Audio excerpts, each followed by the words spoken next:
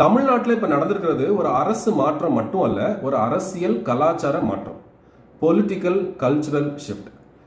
நாள் அவர் சொன்னது, நான் தான் இங்கே பவர் சென்டர், என்னைய தாண்டி வேற ஒரு பவர் சென்டர் இருக்காது அப்படிங்கிற ஒரு இன்டைரக்ட் கம்யூனிகேஷன் அவருடைய மினிஸ்டர்ஸ்க்கும் ஒரு வார்னிங் ஃபார் தியர் எம்எல்ஏஸ் கூட. ஹெல்பர்ஸ் டேபிளை தூக்கிட்டு போறாங்க. அந்த செரமனி முடிஞ்சதுக்கு அப்புறம் ஹெல்பர்ஸோட ஹெல்பர்ஸா கோட் சூட் போட்டிருந்தா கூட சிஎம் ஆன பிறகு கூட அவர் கை கோர்த்து அவங்களுக்கு உதவி பண்றாரு. ஒரு பார்ட்டிசிபேட்டிவ் கவர்னன்ஸை அவர் இன்டைரக்டாக கம்யூனிகேட் பண்ணுறாரு.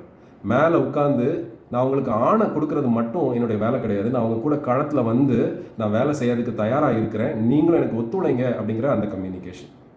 மூணாவது, டிரான்ஸ்பரண்ட் கவர்னன்ஸ் கொடுக்கறதுக்கு விரும்புகிறாரு. ஒரு வெள்ளை அறிக்கை உங்களுக்கு தயாரிக்கிறேன், கஜானா காலி தான், அந்த வெள்ளை அறிக்கையை உங்கள் முன்னாடி கொண்டு வைக்கிறேன், உங்கள் வாக்குறுதிகளை நான் வந்து கண்டிப்பாக நிறைவேற்றுவேன், எனக்கு கொஞ்சம் டைம் கொடுங்க அப்படிங்கிற ஒரு ஓப்பன் கம்யூனிகேஷனை மக்கள் மத்தியில் வைக்கிறாரு. வீடு வீடாக போகிறாரு.